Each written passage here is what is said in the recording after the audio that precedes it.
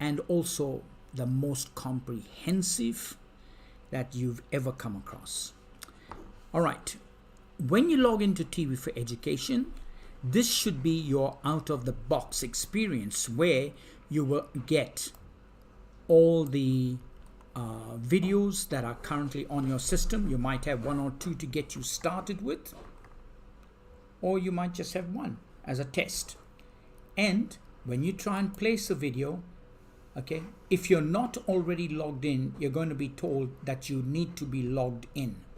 So the first thing you need to do to be able to use TV4Education is you need to be logged in. And you need to be logged in as an administrator or a librarian. Either will do, but your login must have those credentials. And whatever you do, do not use the LIB login.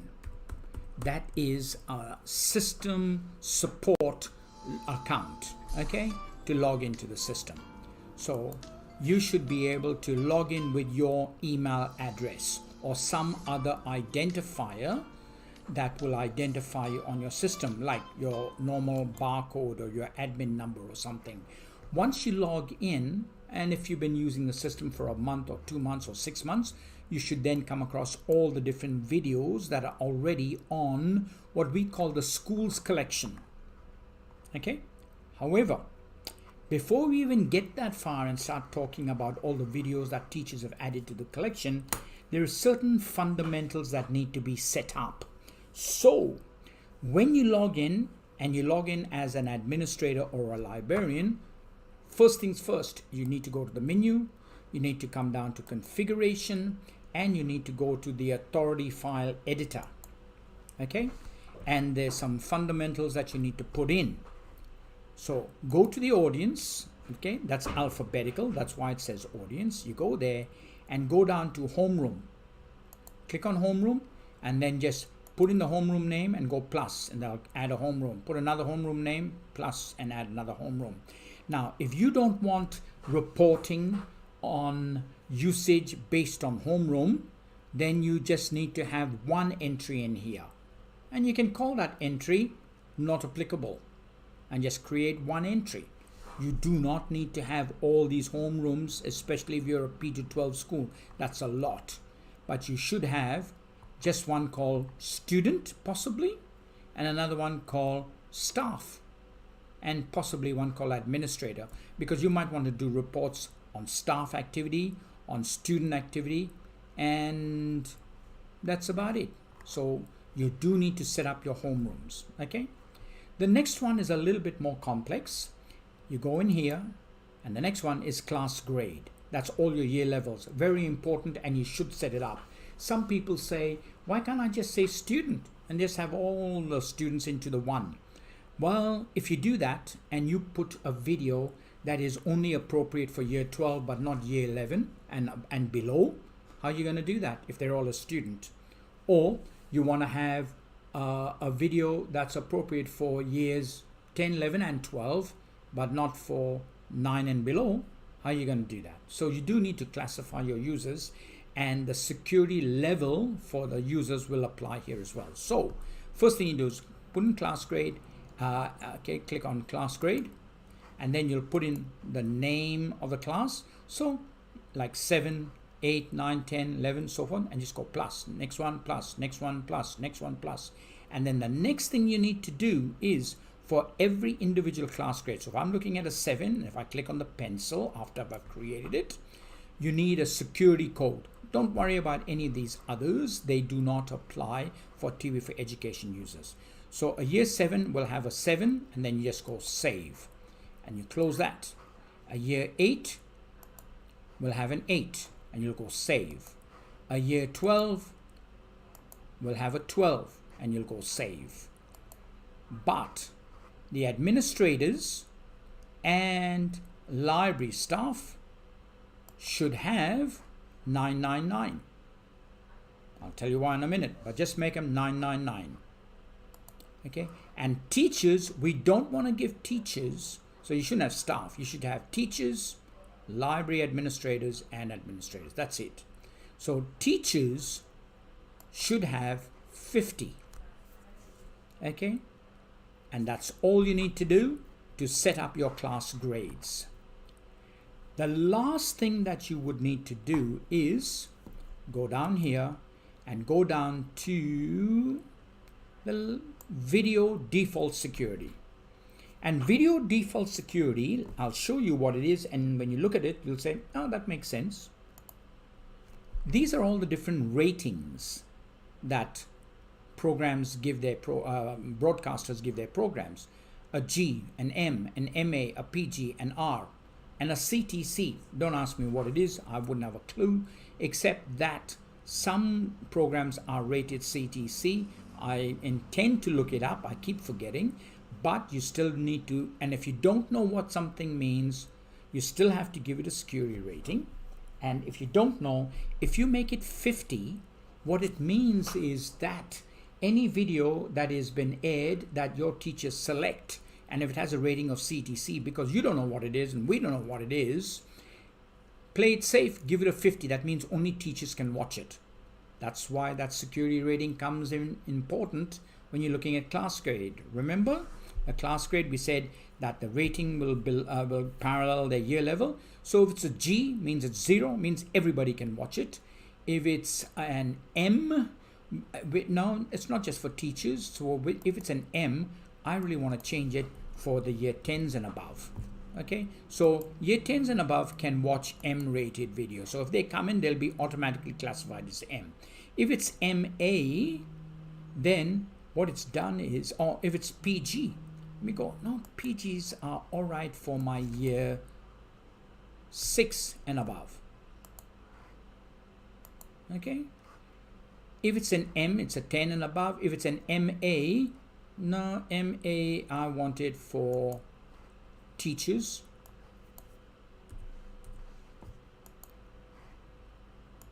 And if it's an R rated, then only administrators can make a decision on that, not even the teachers. And that should be a pretty good idea. Okay.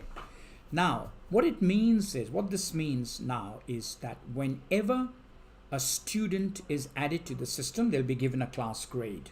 So if Jonathan was added, he's a year 12, he's at class grade 12, but class grade security for 12 is year 12. So he'll be able to watch M-rated stuff.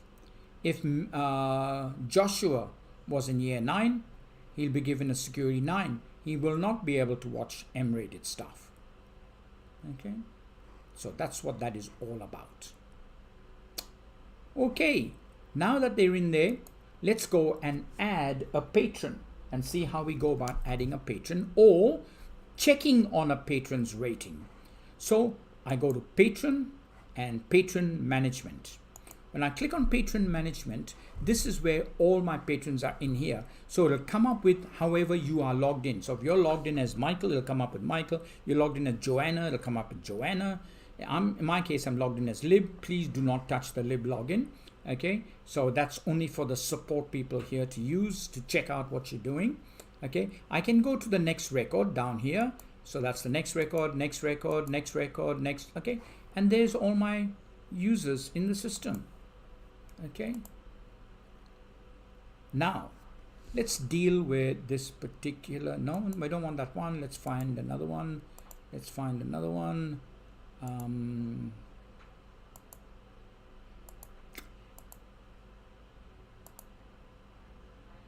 Brody Price. This is a good one. And let me put in his email.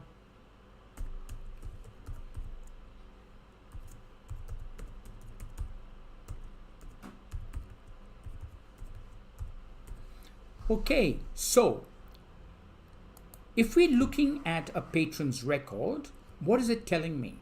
First of all, it's telling me that that's his admin number 999, or that's his library barcode.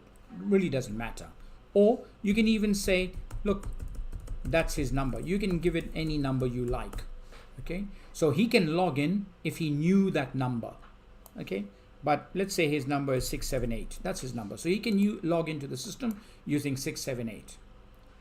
He can also log in using brody.price because I've given him a username.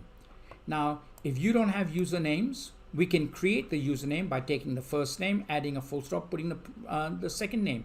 We can make it the first letters are capitalized, the others are lowercase, or just make them all lowercase and keep it simple with a full stop between that. So he can log in, number one, with his admin number or his username or his email address. So he can log in with any one of those three. And if you created a brand new person, just go change password. He'll have no password, so you'll put password in here, put password again in here, and then go change password. And what that will do is you come here to change password or next login. By default, that's how it looks. So if you're giving him a password called password and make it a policy of having everyone password and go, they have to change their password on next login. So the first time they log in, they'll ask them for password. As soon as they do that, go, oh, this is a new user. Ask them to give themselves a new password, and they'll be prompted, and then that'll be it. And if they forget their password, all you got to do is click change password, come back here and tick on change password on next login and go, Brody, I've changed your password to password. You need to go back in and do it again. And that will do it. Okay. And to change their password, you just go in here and you put in their password. Okay. And then go change password. And that's it. So now that's Brody's new password. And that's all there is to adding a patron. So you can go new, grab him a new one and put him on, put new person on. However, by default, everyone will get the role as a student. But if they're not a student, then you can either give them the role of the administrator, which I don't recommend, or you give them a role of a librarian, or you give them a role of administrator. You can give them two roles, not advised. Okay, librarian's the highest. Next one down, administrator is the highest. Next one down is librarian. Administrator allows you to change the screen and go and do a lot of look and feely kind of things, whereas the librarian does everything else, whereas the librarian role does everything else except allow you to change some of the global system parameters. So librarian will do 99% of everything an administrator would want to do. Okay, and of course, you can give yourself the if a teacher's on the system, you can come down here and give them a role of a teacher. Now you would not give them my recommendation is don't give them more than one role. It's either a teacher or a student or a librarian or an administrator, and that's all there is to it. Okay, and if you put a teacher on and you put in their email address, give them a role of a teacher, and then click email the login, and they'll get a login letter automatic from the system saying this is your URL, this is your username, your generic password. When you log in, you have to create your own password. It'll do all of that for them automatically. Okay. Now, once you are logged in, then this will be the screen that's presented to all students, which is all the videos that are on the system. Okay. And when a student clicks on a video, and if they say, oh, I'm interested in this, so if they go click on the video, up will the video come. No apps, no plugins, no players, no nothing. The video will just come up and start playing. And of course they can fast forward the video. Okay, they can go backwards on the video if they want to. They can go big screen on the video. They can turn the volume up, turn the volume down. They can do all those things. Okay, and as if you logged in as a teacher, you can click. Now let's say you log in as a teacher and this video was a security of 50, which is teachers only. But you want, and so therefore it will not appear on any student screen up here. But you want to make sure that they can log in, they can see it. So you want to give it to your year 12s. Easy. Just click on the share icon and say, I want to share it with my year 12. That's very important. Okay, so share it with year 12. And when do you want the share to expire? You can say, I only want to give them access for a week or up until the 14th of October. Then you can highlight that URL, right click, copy, and then paste it in an email or put into a learning management system or as a unit of work, and that's it. And the beauty about using that is we can then give you a report of who clicked on it, when they clicked on it, how often they clicked on it. So when you're marking the papers and you discover, oh, Michael's fared really badly, you call him and you say, Michael, what on earth happened? You were one of my best students, but you got a 0 in this. He said, yeah, I don't know. I watched the video, but I didn't get anything out of it. You can look at the report, and if Michael's name's not on that video, on that report, he never ever watched that video. That's for sure. Nice thing to have for parent-teachers night. When parents come and say, you don't set work, you can say, yeah, we do. I've sent him so much work, but he hasn't participated in any of it. And why wait till parent-teachers night? If he's not participating, why not address it immediately? Okay, so that's what the share icon does. Okay, now, let's say for argument's sake, I'm looking at this video and I'm a student and I am having to write an essay on this.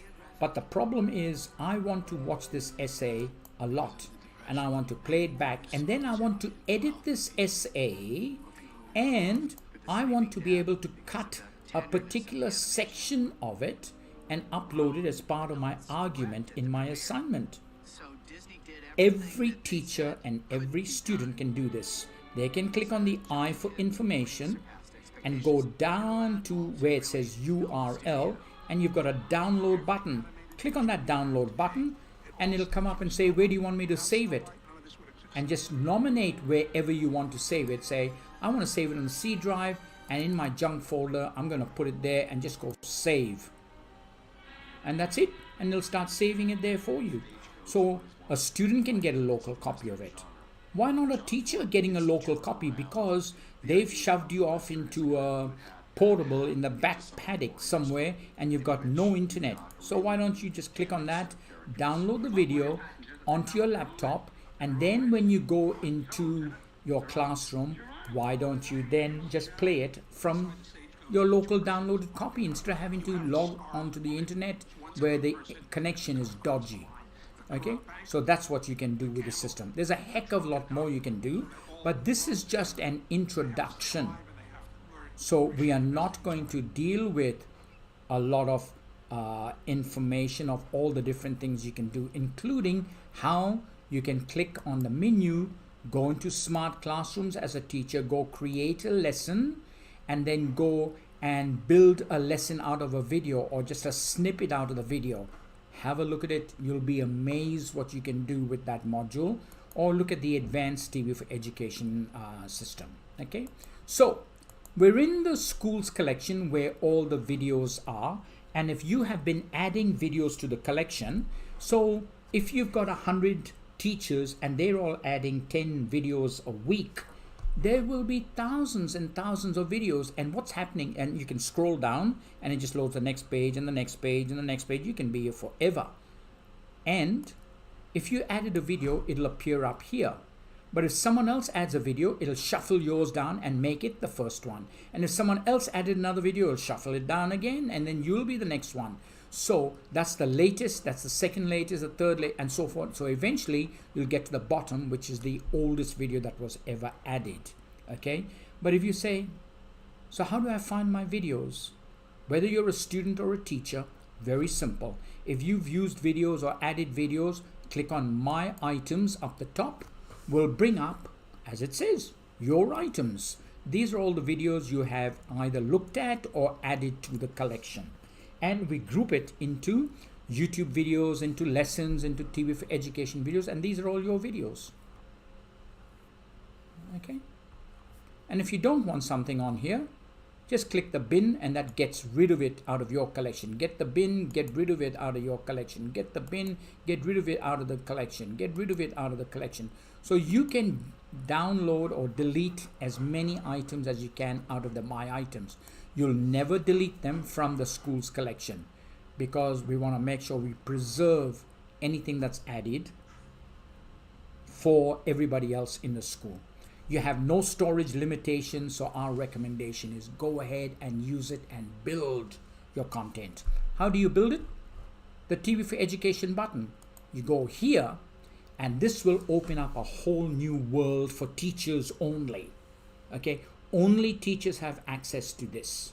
So we've grouped them into recently added. The reason why we do that is because we add anywhere from 250 to 350 and more sometimes to the collection based on what you request. So recently added, learning tube, documentaries, movies, curated, lessons.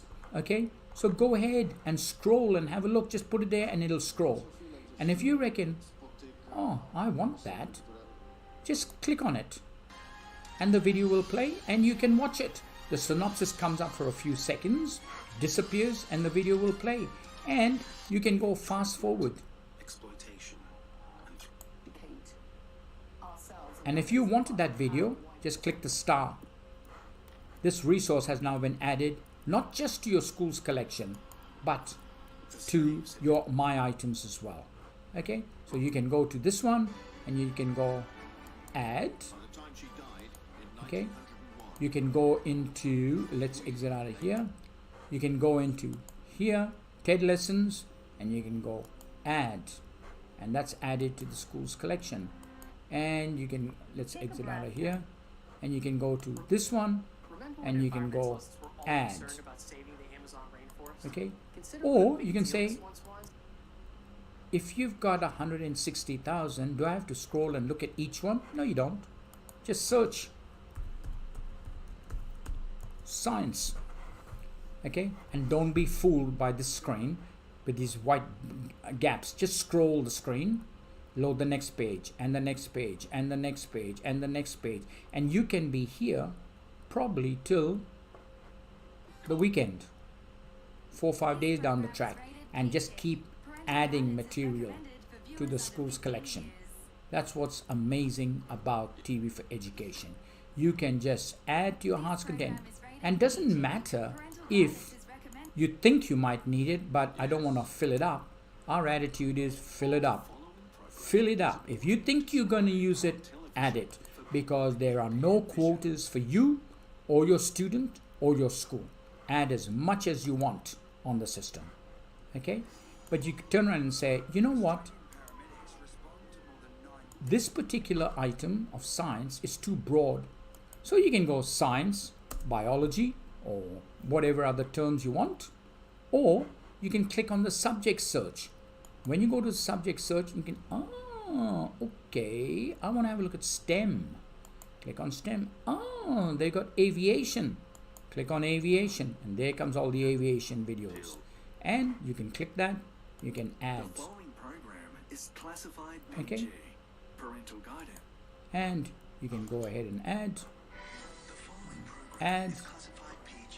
And you can say, yeah, all that's very well and good,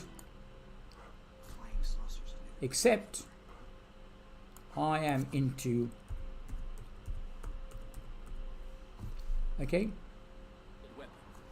I'm into, aviation, but I am a YouTube person, so click on YouTube, okay, and then download anything you like from YouTube. Now, by the way, download was not a correct word, because when you click on YouTube and the YouTube video comes up here, if you want to add that to the school's collection, you just press the star and it'll say it's added to the school's collection.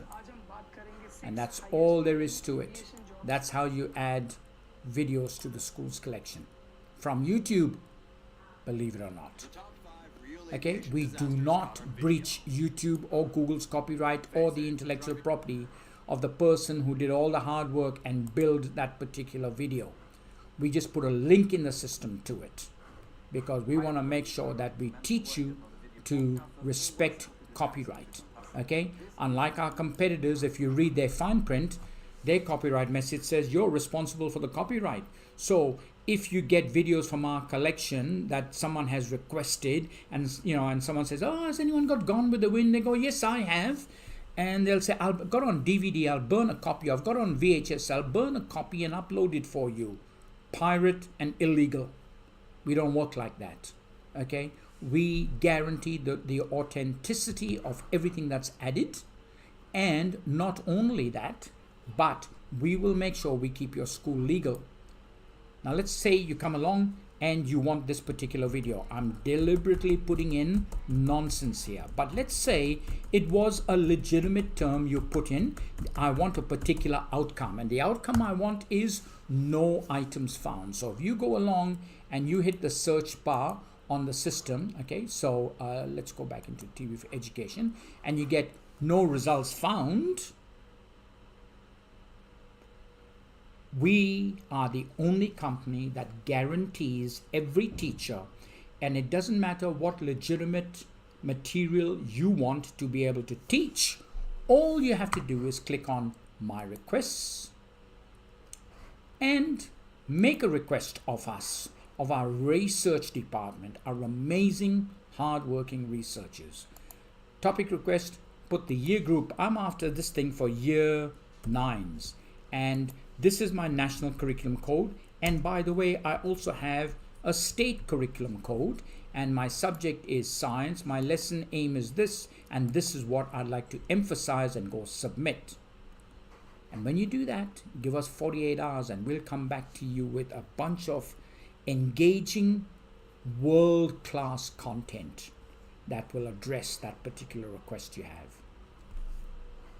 You can also do this, make a request, and request anything from the entire Foxtel spectrum that you need to get to be able to teach and communicate. So what I suggest is that make sure